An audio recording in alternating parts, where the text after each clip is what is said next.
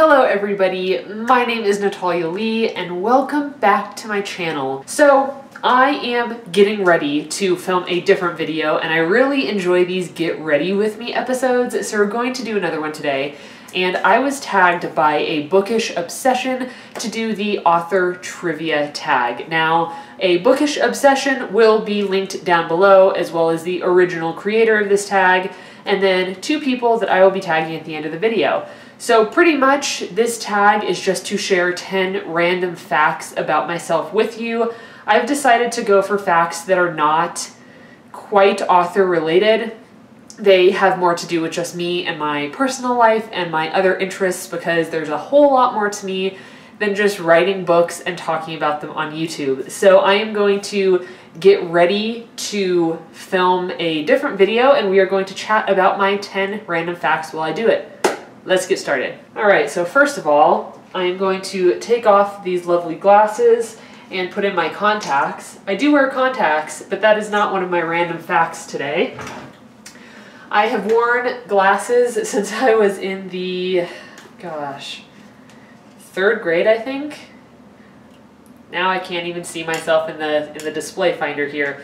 But I remember that when, like, at school, you know how you would take, like, the hearing and eye tests? I took the eye test and I found out that I needed glasses and I was devastated because I thought only nerdy kids wore glasses, and I remember crying and crying when I found out I had to wear glasses. But I really love my glasses now. I wear glasses sometimes, I wear contacts other times, and I'd have to say that the only thing I don't like about wearing glasses is that if the apocalypse happens while I'm still alive, what if my glasses break? Like, I would have to go to an abandoned glasses store to get extra glasses because nobody wants to be blind during the apocalypse, you know? Alright. Ta-da! I can see you again. Let's put in some eye drops though. My eyes are super dry.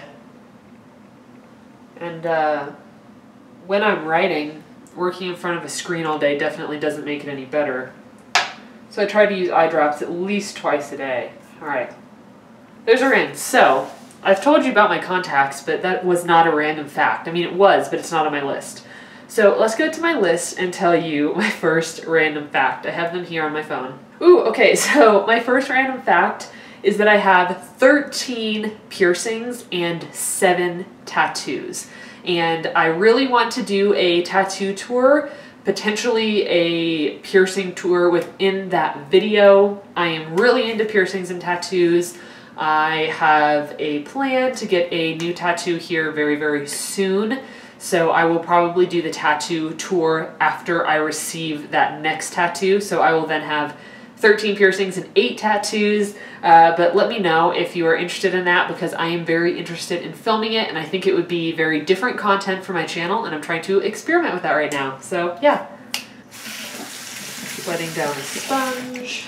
Using my Organic Wear CC cream today, which really isn't like, it's not super necessary. I just like it because it's fun to put on. I think makeup is a lot of fun to apply. It's pretty relaxing to me. Oh, oh, oh. Down the neck. Okay, so while I'm doing this, let's chat about my next fact, shall we? Alright, so my second random fact is one that I don't know if I've really touched on very much on my channel. I hope that this lighting is okay. I'm in the bathroom, so there's not a whole lot I can do about it. I just don't want a bunch of shadows on my face, you know? I don't know if that's any better. So this second fact is something that I know a lot of people deal with, and I certainly struggle with it and have for a long time, and that's social anxiety. I am very, very comfortable in front of a camera. Granted, that just comes with practice. I wasn't when I first started, but at the end of the day, I am standing alone in my bathroom right now talking to myself, so it doesn't really require the interaction that would cause anxiety for me. And I do feel that my anxiety has gotten worse over the past few years. Like, I've always had it. I can remember having it, you know, from a young age, but I didn't have a name for it. I just knew that I had these weird, illogical fears and that I didn't like being around people very much, that I was uncomfortable with people, but I didn't know why. My social anxiety tends to stem from a place of course, fear, but fear at relatively non-scary things. They're just scary for me. So for example, I have a pet sitting client this week that Greg is actually visiting right now so that I can film this video. Thank you so much, Greg. I love you. I have a client this week that is having their house painted, right? Which means that there are going to be a lot of workers there painting the house. So already knowing that triggers my anxiety because I don't want to have to interact with the people that are painting the house. That makes me nervous. But then add to it the fact that suddenly my brain tells me, oh my gosh, what if they're painting the garage door and I can't get into the house through the garage door? Or what if they're painting the, you know, the doors and the trim and they have everything covered in plastic and tape and I can't go through the doors? What am I going to do? Or, you know, I'm going to have to walk the dogs. What if the dogs pull me around and they get tangled up in the ladders and they knock a ladder down? And none of these things have come true. I did go and visit the dogs earlier today. They have 2 visits a day, and it was fine. Like, the painters were just pleasantly working, and I was able to go into the garage, and it was no problem. But many of my fears stem from this place of my mind coming up with every single thing that could go wrong, and then making me afraid that those things will go wrong. So it is extremely tiring. Right now at this point in my life, it is one of the most difficult things that I am dealing with on a day-to-day basis. Some days are really good days. Like today has been pretty good. Mantras are something that I've been trying to focus on lately. And one of them that I've been repeating to myself, I saw on a video a few days ago, and it is, I am stronger than I think. I have been through this before and I am still here. And that to me is very powerful because it is reminding myself that I can do this, I have done this, and I am okay. And that is really important to me, like to remind myself of that because my fears get so bad. If any of you struggle with anxiety, as I'm sure some of you absolutely do, I would be so happy to talk to you about it. It feels really good to meet other people that understand because the members of my family are supportive of me, but not all of them experience the anxieties I experience. So while people can do their best to support you, they don't fully understand. So sometimes it's really helpful just to talk to somebody that's like, oh, I get it. You know, I'm afraid of walking into a Starbucks too. I chose to pet sit because I like animals more than people. But in order to be a pet sitter, I have to meet the new people. I have to meet the clients all the time. And boy, I'll tell you what, that is always difficult for me. But I will repeat my mantra to myself. I have to meet new clients. This Friday, I have 2 new clients to meet, and I have to remind myself, I am stronger than I think. I have been through this before, and I am still here. Okay, this is done, so what is the next step? I've really been enjoying doing this. A little bit of blush. It's fun. And while I'm doing this, I'll share my next fact. Ooh, okay, this is a good one. So, random fact number 3. One of my dreams is to buy a big, big piece of land and dedicate it to an animal sanctuary. Animals are one of my greatest passions, caring for them, not harming them, and I want to open a sanctuary where all animals can be safe from... I get so emotional when I talk about this. I want to open a sanctuary where animals can be free of pain, suffering, and fear because I see it so often. Animals suffering and hurting at our hands. And I want to do my part to try to alleviate the suffering of even a small amount of those animals. If I can save 10 animals from a life of unbelievable agony, then I will do that. you know, at the drop of a hat, but I have to get that piece of property first. So I'm working really hard. This is something that Greg and I want to do together. We are very aligned on this, and that's one of my biggest dreams right now. Writing books, making my living selling books, and saving as many animals as I possibly can. You can never be quite sure what you're going to get during these Get Ready With Me videos, because the last one I filmed, I was like in a very playful, lighthearted mood. And today I'm feeling a little bit more serious. Not bad serious, but just, you know, wanting to be honest with you and open up to you. So when I talked about my anxiety, that was part of it. Talking about animals, that's a huge part of opening up and being honest and vulnerable with you guys. So yeah, today feels like a much more serious Get Ready With Me. So we'll see how the rest of this goes. I have some fun facts coming up. I have some lighthearted facts, some serious facts. Tried to get a good mixture of them. How does my blush look? I think it looks kind of cute. All right, so that is done. On to fact number 4. Okay, fact number 4. I've kind of already chatted about this, but I own and operate my own pet sitting business. I work really hard at it, and I actually ended up kind of bringing Greg on as my partner because I could not visit all the clients by myself anymore. And during the summer is when we are busiest because everybody else likes to take vacations during the summer, take their children, you know, to new places, go on road trips and cruises, and it's awesome for them. And it's pretty great for us because we get a lot of business during the summer. But I am finding that the more business I get, the less YouTube videos I can make. And I'm at a very difficult place right now where YouTube and, you know, editing for my clients and writing my own books is the most important thing to me, but I need to make money. So I have to be doing pet sitting. And pet sitting is important to me as well because, again, this aligns with my belief in caring for animals.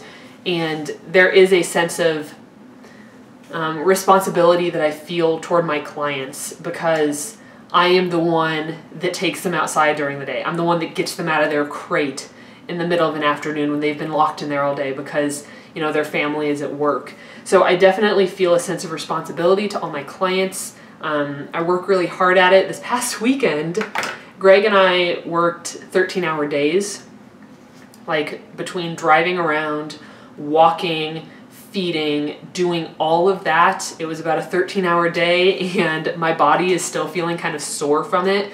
My ankles and my knees are a little sore just from like walking around so much this weekend, but it's finally slowing down, which is great because I'm able to film this video for you guys today, so I'm very happy with that. All right, I think I'm gonna use some mascara and maybe some of this, ooh. I shouldn't have looked at the ingredients on this eyeshadow because I'm not going to use it now. There's a bunch of shit in it that I don't want on my face. So we're skipping that. So we're just going to use some mascara. Let's just put some mascara on while I share random fact number 5. This is one that kind of aligns with being an author, and that is that I have a degree in English. I have a bachelor's degree in English with a concentration in creative writing. However, it helped me in many ways, but it did not help me at all when it comes to being an author. And this is something that I would like to probably put out a whole video about because I have been asked, you know, do you need to have an English degree to be a writer, to be an author? And when I was younger, I thought you did. Because in the back of every single book that I read, you know, the author bio would state where they got their English degree or their literature degree or what have you. And I was like, oh great, if I want to write a book, I have to have this degree, but you don't. And I would love to film a video talking about my experience with my English degree, what I liked about it, what I didn't like about it, and just kind of fill you in on all that information. So I have that in my video ideas tracker right now, and I will get to it as soon as possible. All right, I have one eye done. Let's go on to random fact number 6. Okay, so fact number 6 is that I bullet journal. I started bullet journaling in November. I was doing like planner stuff before that, and I do have a couple videos out, which were a lot of fun to film and edit and put together. But I do bullet journal. I bullet journal every single day, you know, with my like daily and weekly spreads, all my trackers, and it helps me so much. Like, I do feel that if I were to lose my bullet journal, I would be in a state of panic because I have client information, phone numbers, addresses, dates and times, appointments, meetings, like everything is in there. And if I were to lose that, that would be a very bad thing. So if you guys bullet journal, I know Mandy Lynn does, and Mandy and I were talking about this the other day. She bullet journals. But if you guys are interested in seeing any bullet journal videos, let me know, because I love bullet journaling and I would love to make you Bujo videos. Just let me know what kind of Bujo videos you are interested in seeing and I will make those for you. All right, mascara is done. We are moving on to random fact numero 7. 7, yes. So 7 is that I have no sense of direction. And like Greg, for example, he always knows where we are, where we're going, what direction we're facing. He's great at it. Like, it's just like hardwired into his brain naturally to know where he's going. I had a roommate in college whose name was Callie. She was amazing at directions. Like, she knew what direction we were, you know, driving at all times. She knew all the streets, where everything was. She was great at it. I am not. I have lived in, like, other than when I went to college, I have lived in the similar, like, 2 cities for my whole life, and I still get turned around. Like, I will be trying to get from point A to point B, but I'll go like point A, B, C, D to finally arrive there because I can't remember what streets get me where. And I don't know, like, I have to visualize the streets and like the landmarks where everything is to try to figure out where I'm going, or else I'm terrible at it. My mom is terrible at it, but my dad and my sister are better at it. So it's interesting how that kind of follows your family, I guess. Like, because my mom is really bad at it, I'm guessing that I got it from her, but my sister has more of my dad's traits, so she's better at directions. I'm not sure if that has anything to do with it. But yeah, I'm horrible at directions. Even in video games, I play a lot of RPGs, and I will get so turned around in the video games that I play that I constantly have to have my like quest tracker on. And you know, some video games will like have an arrow with like the number of steps that you have to walk in a certain direction, and it'll show you exactly where to go. That's what I have to do, because if I didn't have that, I would never arrive anywhere and I would never receive my next quest to move on to the next thing. So I would never complete any video games. All right, so I have mascara on, I have blush on, I have some CC cream. How about some chapstick? Gonna use some Buddha butter.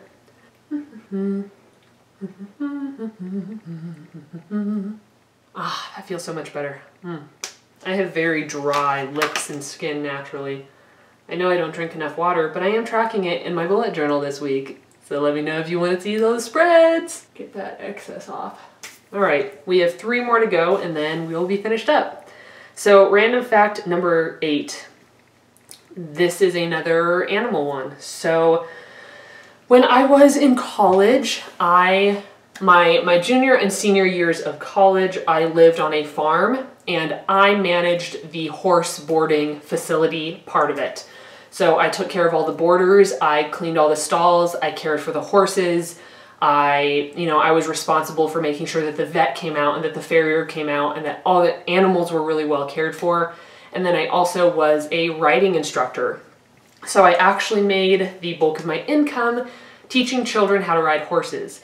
And it was enjoyable. I do really enjoy teaching, but by the time I left, I actually stopped teaching a little bit before leaving. Like, there was just a little gap of time where I was like saying goodbye to my students, letting them know that I was going to be moving away so I wouldn't be able to teach them anymore. And within that period of time, I was transitioning from a vegetarian into a vegan. And at that time, I started to question my motives with horses. Why was I working with them? Why was I riding them? Why was I drawn to them. And it took a really, really long time to figure it out. And it was one of the most painful and humbling experiences for me, because going vegetarian to vegan was a decision that wasn't very painful. Like, I knew this is what I have to do and I'm gonna do it. There wasn't pain involved because I felt really good about my decision. Now, learning and like opening my mind to equestrian sports and what I was doing was really, really hard, because I had, I started riding horses when I was 7 years old. I have been riding pretty much my whole life.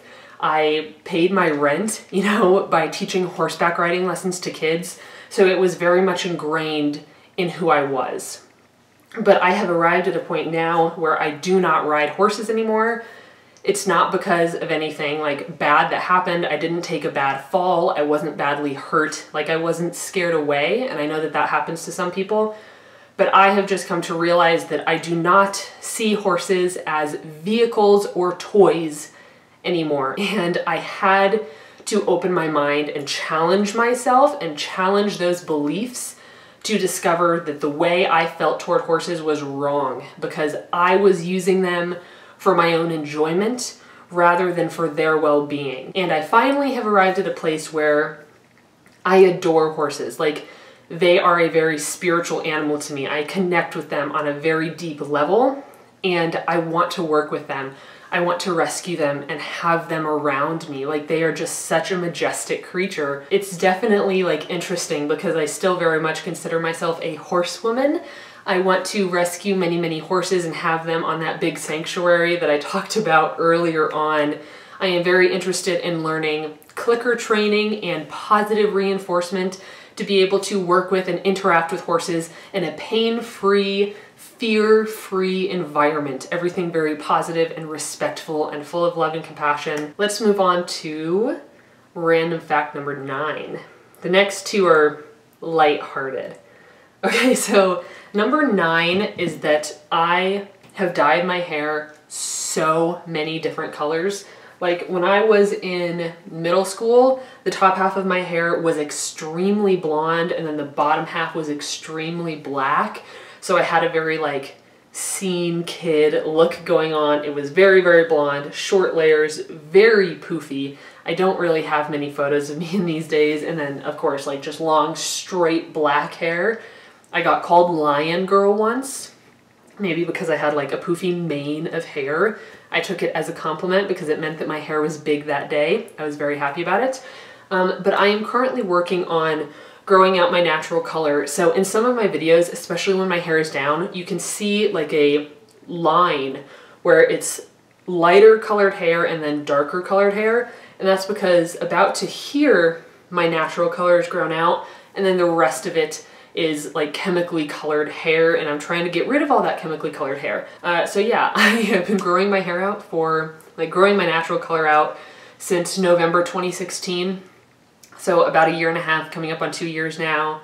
And it's been a very difficult process, like seeing yourself with these two wildly different hair colors. But it is my decision to just not use, any products or chemicals on my hair anymore. I've definitely looked into henna.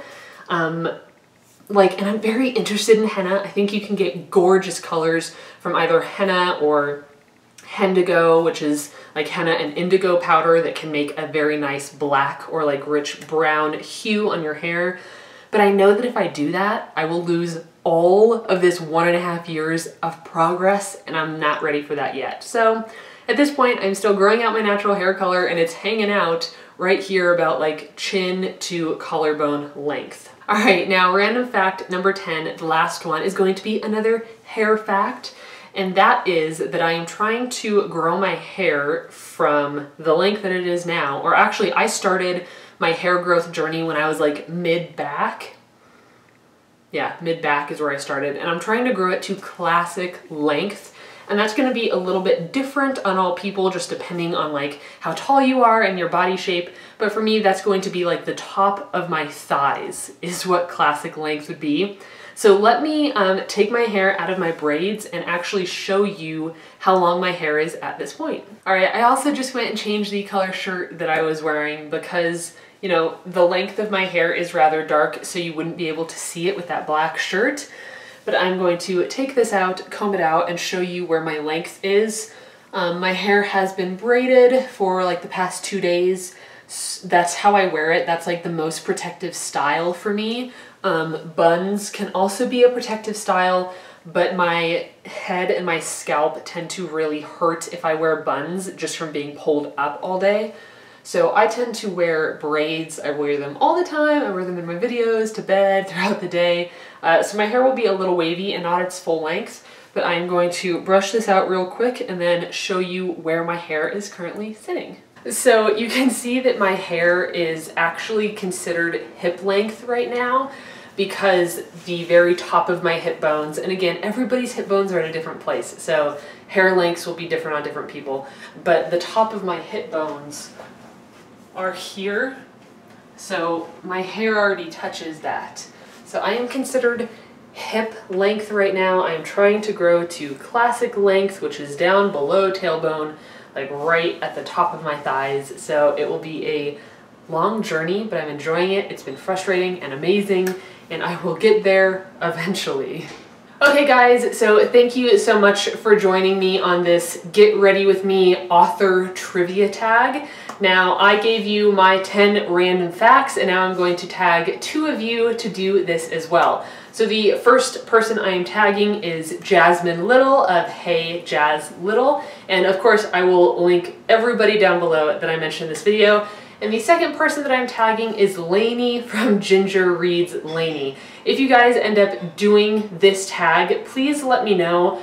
Twitter is usually a really great place to tag me, because sometimes I lose track of all my subscriptions and who is doing what and posting which videos. So again, if you decide to do this, please tag me so that I can check it out and give it a big thumbs up. Now, I am off to film the actual video that I planned for today. I'm really glad that I got to join you for this Get Ready With Me. I hope you enjoyed it and got to learn a few new things about me, and I will see you in my next video.